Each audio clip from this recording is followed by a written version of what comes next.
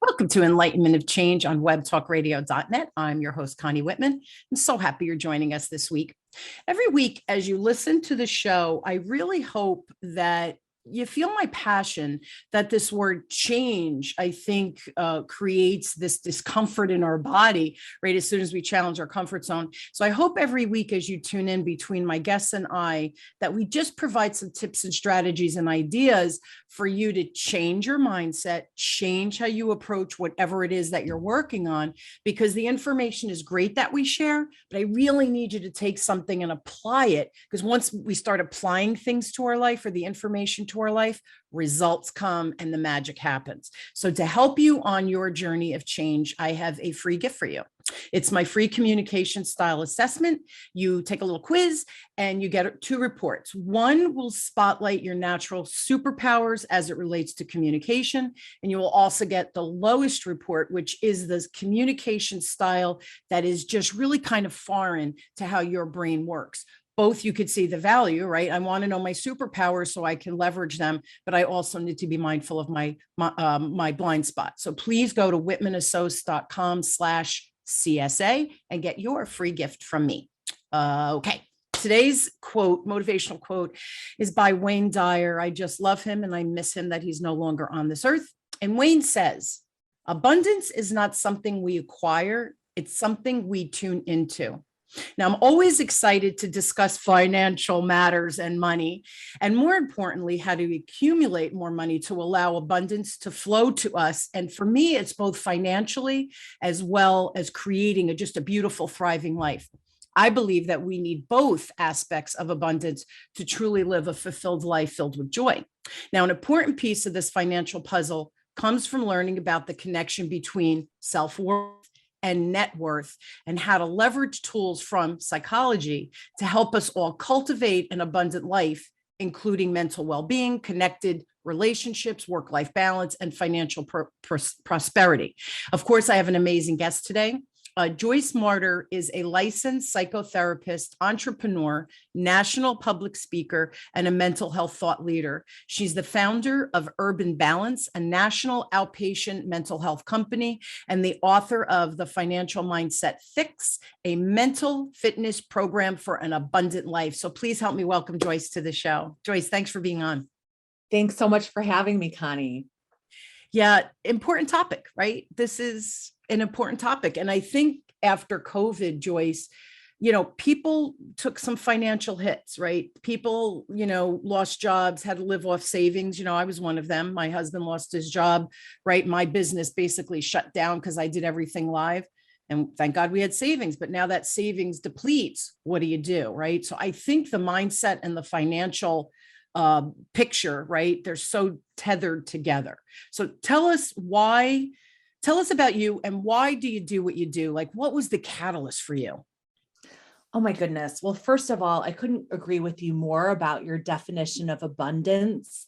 And also that with the pandemic, which is a global trauma, it's wreaked havoc on our mental health and our financial health. And I'm an impassioned mental health advocate. I've loved being a therapist for almost 25 years. And I find my work emotionally, intellectually, and spiritually rewarding. Yeah. I love to empower people to live their greatest life, to mirror back to them all that's unique and wonderful and amazing about them, and empower them to take action. I loved what you said about doing the work so that you can welcome prosperity. And by the way, I mentioned Wayne Dyer in my book because I love his work as well. And I was telling my older sister, Paula, how much I loved Wayne Dyer's work. And she said, I think he was my driver's ed teacher. And I was like, no, he was a world-renowned author and speaker. And so to prove her wrong, I Googled him, and he was, in fact, her driver's ed teacher. It was his first job out of graduate school. And he was the school counselor at her high school in Michigan and apparently taught driver's ed. But one of my favorite quotes from Wayne is him talking about taking responsibility. Yeah. It's not the weather, your age, the government, whatever, your job that is to blame. You and only you are responsible for every decision and choice you make.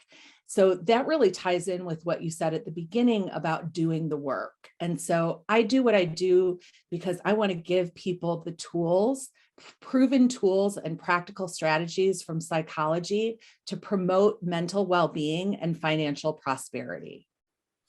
Okay, so I want to comment on that. Mental well-being, mental health is a big issue, and I don't think just in the United States. I think it's everywhere. Mental health is now depression, sleep deprivation, right? Not, we all think mental health schizophrenia, right? Or those where people were institutionalized years ago. Mental health is real, depression is real, bipolar is real, all of these things that we're struggling with today because of all of these stressors. And the other thing you said that I think I want everybody to really hear this. We have a choice, right? So whatever's going on in your life, whatever crossroads you're at, I'm not saying it's easy.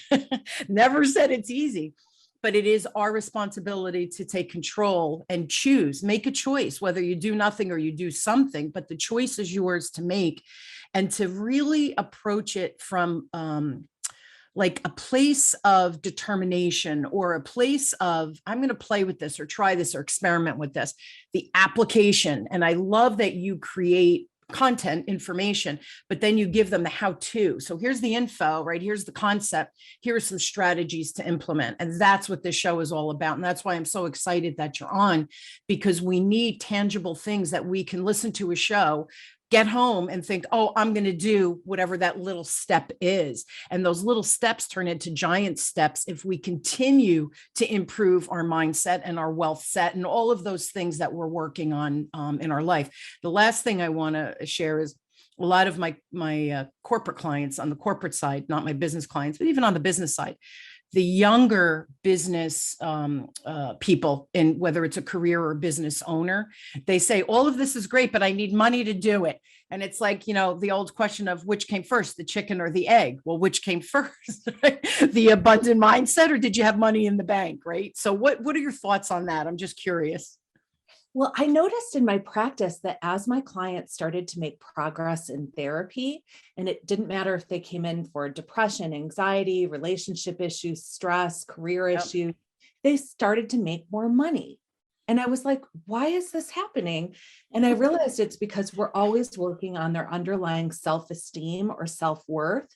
And when we embrace our worth, we put ourselves out in the world with greater confidence. We advocate for ourselves. We negotiate. We're empowered. We expand our comfort zone. And so there's a huge connection between self-worth and net worth. And Susie Orman saw it as well.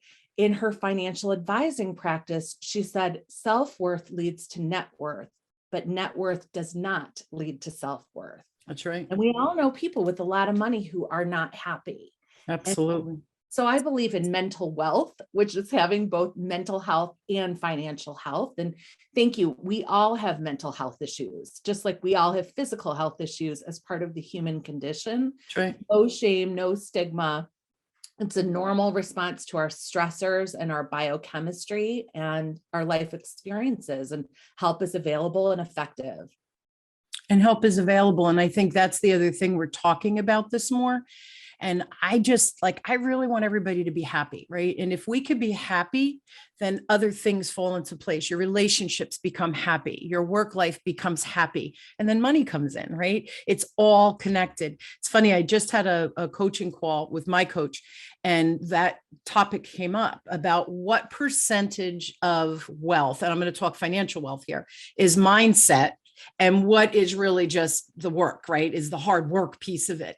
And we were kind of chatting, and I thought, I think, maybe 80% is mindset work, and that 20% is the execution, going to work, being innovative, just producing, right? Being actual producing. But I think it's the 80% is the mindset. I don't know. Where would you say? I'm just curious, because we just had this conversation. It's so funny. I wish I could remember the exact quote, but I believe Dave Ramsey said the exact same thing, that 80% is psychology, because we all know the basics of money management, and that we need to earn more than we spend, and we need to save and invest, and we need to hustle and work hard.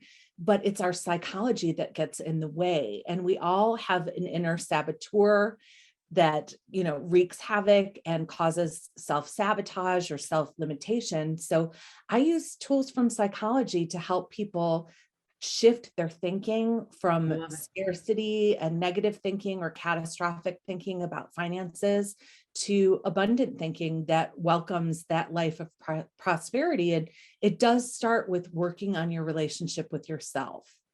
Agree. I think it was one of the guys on Shark Tank. I don't watch it, but I don't know. It's a little harsh for me, but anyway, one of the guys, Mark Cuban, I think it was on Shark Tank, and somebody had won the lottery and it was like $70 billion. I mean, whatever. It was just some ginormous number. And it was one person that won. So they interviewed him on the radio and they said, well, what advice would you give to this now billionaire? And basically he said, number one, do not accept the money until you get a tax attorney, not just an accountant or a CPA. You need a tax attorney. And he says, and the second thing is, don't let it out that you have all this money, because everybody and their brother will come from the woodwork, right, to take your money. And he said that, and then they asked about, all right, will this make them happy? And his response was so beautiful. He said, if you were poor and happy before, now you're rich, your happiness is just going to go up exponentially. Good for you. If you were miserable and poor before, now you're just going to be rich and miserable. Oh my gosh. Misery is going to follow you, baby. Right? Oh my gosh. That is so smart. And I want to comment on something you've mentioned a couple of times, which is support. You're so accomplished, and yet you talked about your own coach. And I think similarly, I think we all need a therapist, a coach, and financial advisors, attorneys, business advisors, and coaches, and continuing to seek that no matter where we are in our success is so important so that we can have greater consciousness and greater perspective. And that's one of the mindsets in my book. I have 12 mindsets that are empirically proven to promote mental health and financial health. And one of them is accessing support. Yeah. And I think we forget about that, right? That we think I'm the only one going through this, which is not the truth, right? We all fall into that negative recording, right? In our brain. If I don't have enough, I can't pay my bills, especially after COVID. I know that, money became a really big issue. Depression went up, alcoholism went up, suicide rates went up. And a lot of times I think I think it was isolation, but I think it's financial as well. What inspired you to write this book? Because I just love the combo of the money with the mindset. Well, I don't know if you know this, but I'm going to let you in on a secret that we therapists specialize in our own issues. So I went through tremendous financial anxiety during the recession of 2008. I was a small business owner in Chicago, and when the housing market crashed, my lending stopped. I no longer had cash flow available. And I laid awake at night, worried how I was going to pay my rent, and my staff, and my business partner, who was one of my best friends, left because the stress was extremely high, and a lot of our staff left. And I thought I was going to have to file business bankruptcy. It was really terrifying. And I decided to use tools that I'd learned through my clinical practice to help me turn the ship around. And with the help of a lot of amazing people, I was able to do so and successfully sold my business for a 7-figure multiple several years ago. Nice. And I want to share with people what I learned. And so I've been giving a talk for about 10 years called The Psychology of Success. And that's really the thesis of my book. It's these 12 mindsets that I saw after practicing and seeing thousands of clients that lead to successful, happy, prosperous lives. Fascinating. The mind is really a brilliant tool. And I don't think we know how to tap into it because our recurring thoughts are negative, right? We're just, and I think this is true, but you could certainly correct me, right? I'm wrong a lot, and I own that. But I think it's been said that the negative rhetoric we play in our brain is literally our brain trying to protect us from the unknown. So as soon as change enters our life, our brain goes into, or ego, if you want to call it, goes into protection mode. Like, you don't want to do that. You don't know what you don't know where that's going to take you. Right. So fear creeps in because, from when the dinosaurs, right, that danger, Will Robinson kind of thing, run. It's the same thing now. And I think our brain tries to protect us and it actually ends up hurting us. I could be wrong. Connie, you just articulated that better than any therapist I know, and then I've tried to do for years. I'm going to have to record this and write that out and quote you, because that was brilliant. And you're exactly right. Our negative thinking is an aspect of ego, and it's intended to keep us safe, but it keeps our lives small. Yeah. And we set our ceilings with self-limiting beliefs.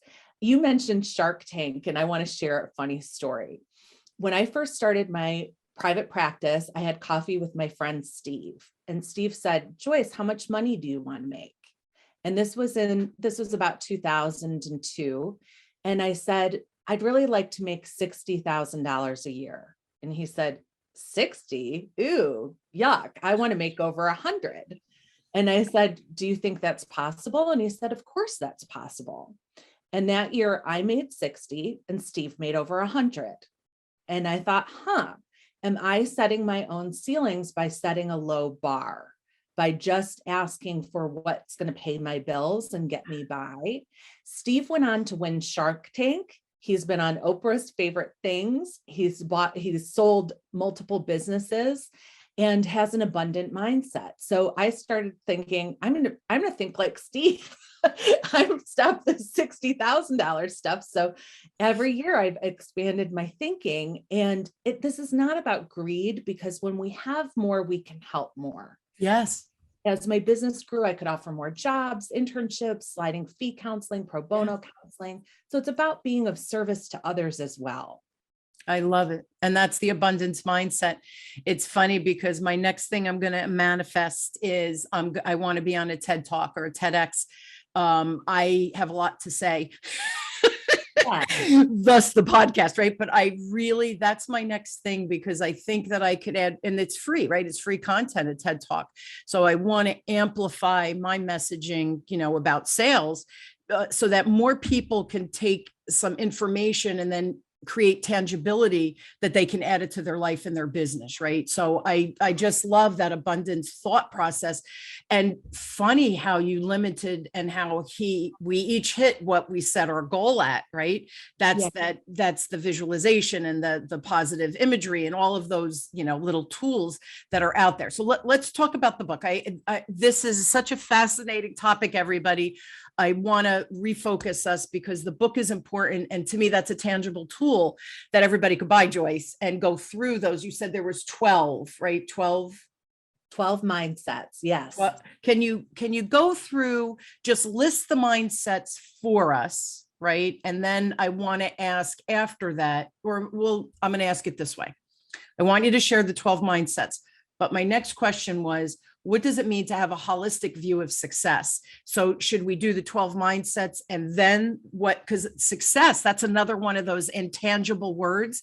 What does it mean to you? It could mean something totally different than me. But I think it starts with the abundance mindset to shift over to the success. And then we get success both in our soul, right? Happy, joyous. And then you have the financial success as well. So you tell me, where do you want to go with this? Like, what makes more sense from your framework? Yeah. So my personal definition of success is to live life openly and authentically and courageously with the intention for the highest good for yourself and others to the greatest extent possible. So when we live that greater life, we're going to help ourselves and the world around us. And holistic success, it includes mental well-being, physical health, supported relationships, work-life balance, and financial health. And so the 12 mindsets, and I seem to always forget one when I go through them. So you have your cheat sheet. You have to buy the book to hear them all. It's abundance, awareness, presence, essence, which is the opposite of ego, self-love, support, vision, detachment, compassion, And resilience, I have 10. So I've forgotten a couple. So you'll have to check the book out to find. Buy the book and we'll get the 12. Yes. Can I share? I just took a class, a friend of mine invited me to join, which I was very grateful for. And it was Shirzad's training of positive intelligence. And one of the things, and if I could find it, I will, I don't see it here, but he asks you towards the end of the program to have a picture of a baby, of yourself as a baby. And keep it at your desk, keep it in your space, so that when you're having a bad day or when you're having that negative record player, look at that picture and say, what would you want that baby to feel? What would you want that baby to think? How would you want people to talk to that baby? Now do that. Right. So you would never talk to a baby as harshly as we talk to ourselves. So I love how you said and I don't remember which one you said, but I thought, oh, that's like when we talk to the baby, instead of talking so harshly to ourselves. I don't remember which one. It was one of the early ones that you said. Self-love is one of them. And that was it. It's so funny because I mentioned the baby picture in my book as well, because I've done the same thing. And I would get up, but it's around the corner, my little framed baby picture. And I use it to remind me to advocate for myself. In the book, I talk about we have to choose not to be our own worst critic, but instead learn how to be our own loving parent, our own best friend and best advocate, and our own positive coach, so that we can develop mental resilience and also financial resilience. You mentioned many of us didn't have that coming into the pandemic. And so we've got to change our financial behavior so that we can weather these types of storms. And so I love that. I love that baby tool. That's so cool. And it's a simple thing, right? And see, now again, I'm sharing that you have it in the book. It's a simple thing to just pattern interrupt our brain to say, I'm having a bad day and I'm berating myself. Would you talk to a baby that way? Would you talk to your child that way? And the answer is always no. But yet it's okay for you to talk to yourself that way. So these are the little applications that we can do. And I maintain that picture at my desk. It's just a mess right now. You can't see it, thank goodness. But it's a good reminder every day to stop the madness, right? It's a way to help us stop the madness. You know, the psychology of money, you've mentioned it a couple of times. What is it and how can we change that to improve the financial life, right? So the psychology of money, hopefully, what are some strategies to help us on the money end? So our psychology of money are our thoughts, emotions, behaviors, and relationship with money. So according to cognitive behavioral therapy, which is one of the most empirically supported forms of therapy, our thoughts precede our emotions and behaviors. So we need to examine our belief systems about money. What were we taught in our families growing up? What did money mean? You know, were good people rich people or poor people thought of as good or bad? How is that shaping our relationship with money? And then many of us deal with shame or fear or anxiety or catastrophic thinking about money. So I help people use tools from mindfulness practices to learn how to manage your emotions and cultivate some healthy detachment. We are not our financial situation. Our financial situation is how we are. It's not who we are. Yeah. And we have the ability to transform it. And so, you know, we are always innately worthy. And then the behaviors, it's financial self-care. Would you want that little baby to have health insurance, a roof over her head, you know, to have retirement savings and, you know, savings in her account so that if she lost her job, she could pay her bills? Of course you would. So why do we sometimes neglect ourselves? And in my practice, I see a lot of us sometimes end up in kind of codependent relationships where we may be giving our financial power away, or we may not be advocating for ourselves professionally in the way that we deserve. And it's not about greed. And I think a lot of women especially are taught to be people pleasers and to not negotiate and not ask for more. And so my book it's a workbook. And so there's practical exercises and tools and journaling prompts where you're going to be guided to really look at your psychology of money and then use these proven strategies from psychology to change them. And I have a financial health wheel. I have all these cool wheel exercises, which are part of my favorite part of the book, that are these innovative self-assessment tools where you can identify your areas of strength, just like your tool that you gave out as a resource today. You Yes. identify your areas of strength and your areas of needed development. Yeah, I love that you didn't say weakness. I hate that when people talk about their lack of strength, they say it's a weakness, and I immediately correct them, especially coaching. And I'll share with you just briefly. When my older son was younger, he was in second grade, and we determined, the teacher determined he had an auditory processing issue. We had him tested, all of that, and he had an IEP. And we would go to the meetings. And at some point, as he got older, he was in the meeting, and he still remembers this. It's so funny. And the person, the caseworker, kept saying, John's weakness, over and over and over and over again.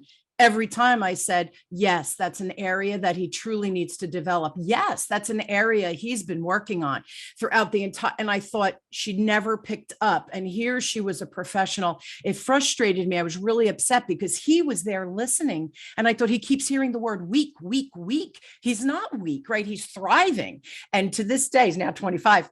College degree, good student, played hockey in college, like thriving kid. And they'll say, Mom, weakness. We don't like that word. I go, no, we don't, right? That we don't use that word weakness, right? So isn't that funny how I just picked that up from you? Because we don't have weaknesses. We have areas that we need to address, work on, develop.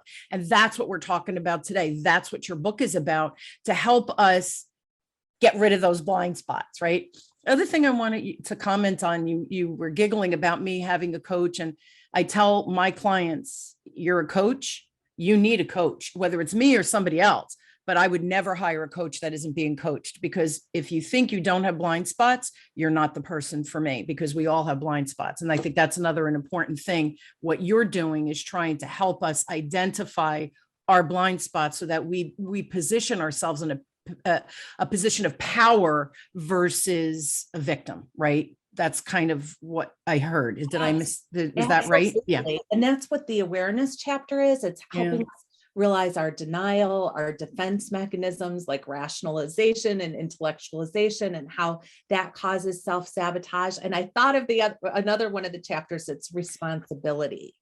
And that starts with the Wayne Dyer quote, and is about not blaming others, our parents, our past relationships, the economy, whatever, but taking personal responsibility for our happiness and our financial health. Do you find when, especially because you're talking about two important things, right? Mental health, physical health is important as well, right? But mental health and financial well-being. And I love how you connect with the mental health, right? The self-worth creates the net worth. So I just love that phraseology.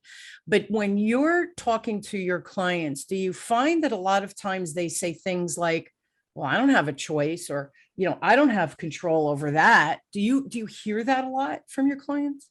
I tune into that negative thinking that's about disempowerment, and in psychology that's called locus of control. And we can have an external locus of control that everything else determines our course in life, or we can have an internal locus of control that we are an agent of change and transformation in our life. And obviously it is more empowering and healthier to have an internal locus of control. And so obviously, sometimes if people have been through trauma, the normal response to have an external locus of control. So it's important to do that inner work and healing, and then really take the reins of your life. And we're all works in progress. None of us is perfect. Yeah. I want to remove shame and stigma from mental health or financial struggle, and give people tools and support to grow and learn new skills and relate to themselves more compassionately,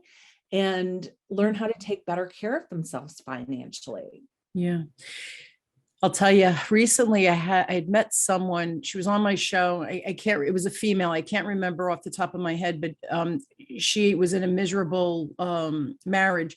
From the outside looking in, the big house, She had it all, like the biggest house on the block, was shopping all the time, buying all the time. And she's the most had tags on it in the closet. She was filling a void because she was so unhappy, right? And they had all this money. She walked away, literally lived in like a studio apartment. Walked away from everything because the husband had all the money. And she stepped out of that life and went and got her MBA and started talking about wealth. And now she's a millionaire in her own right, has married the right man who adores her, right? And you have all of that whole shift. But she made a conscious decision. It was a tough decision to walk away from the life of glamour and literally went into poverty. So her family, this is fascinating because you talk about support. Her family was like, what's wrong with you? Stay in the miserable relationship. You're going to be eating dog food, right? And she was like, I can't do it anymore. It was soul crushing, right? So that she reached the point where she couldn't take it anymore. But do you find that a lot with your clients too, that they get to that pinnacle point of, I just can't do it anymore? Yes, absolutely. In many different ways. And I share in the book as well, my personal story. I'm a person who went through divorce as well. And, it's interesting that you use that word, kind of like, I think you said soul crushing or something. I felt like I was experiencing a psychological death in that relationship. And I thank God for that relationship and for my children. And it was a successful partnership for many years, but sometimes we need to be willing to take courageous change, create change, like you started this out with, so that we can live our lives in a way that's authentic and aligned with who we truly are. And that scary change. Now my ex-husband is married to someone he's much happier with, and so am I. Yeah, And our that's kids are happy. happy. Right, exactly. So, but sometimes people need to leave the golden handcuffs of a job that they hate, but might be really high paying, in order to do what they love. And I believe that you can have financial prosperity doing what you love. My first day of graduate school, the professor at Northwestern said to the psychology students, he said, well, you certainly didn't go into this field for the money. And I thought, I've got major student loans to pay back, and how am I going to support myself? But if you love what you do, you will figure out how to prosper. That's right. It's funny. I get asked that all the time. You're successful, and do you like what you do? And I think, if I couldn't do this, I don't know what I would do. I'd be so miserable, because I love what I do, right? You love what you do. This is what we're meant to be, to do, to share, right? Whatever that is. And it's funny, because I think now that after COVID, all bad things, again, I send love to anyone who lost a loved one. But on the flip side of that, I think it helped us realize how to leverage technology. Like, my parents know how to Zoom. They're 91 and 92. Like, what?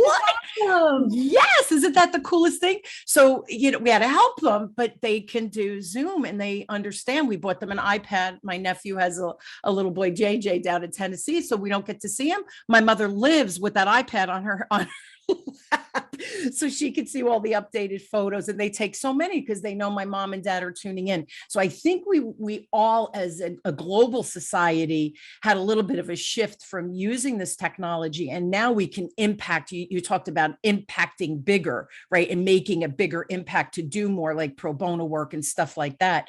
I think the technology has allowed us to do that, during COVID. One last thing, we're out of time, but I really want you to share, who do you think would benefit from this book? Is there a certain person? Is it a certain situation? Just because Christmas is coming, guys. Good stocking stuffer, the book. Anybody who wants to improve their financial health or their happiness. It's really great for business owners or entrepreneurs or people wanting to move forward in their careers. I've had a lot of people say it's a good adulting 101 book for people in their 20s, because it teaches skills that we probably should have all learned earlier in life. So I think that's a good age group, and it's never too late. I've had people in their retirement years use the concepts from the book to create the next chapter of their life.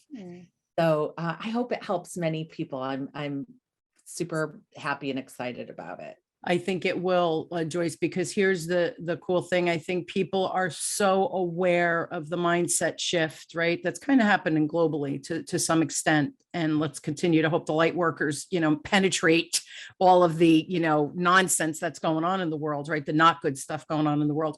But I think financial well-being is important as well, because I really do think most of us want to do bigger and leave some type of legacy. I don't mean financial legacy, but some type of legacy. Even if you do volunteer work at the Boys and Girls Club of America, where years later you're gone and they're still talking about the impact of what you did or how you helped them.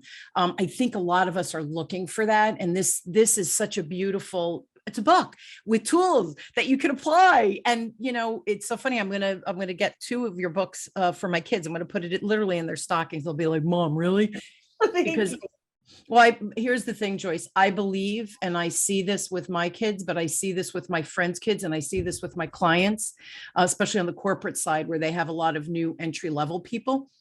They are very courageous and open to this concept of mind, body, spirit creates the life that they desire. So I have a lot of these young people who talk about the universal laws, right? And who talk about mental well-being and, all of these pieces of the puzzle that we're kind of hitting on today. So I think your book really needs to get into the hands of, our kids, right?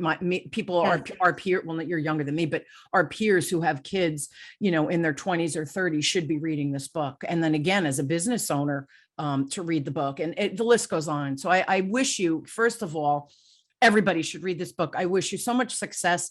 I love that you created and took the time to write this book out of your passion, because I do think it's going to help a lot of people. And that's the magic, right? That's the magic that that I kind of talked about at the beginning.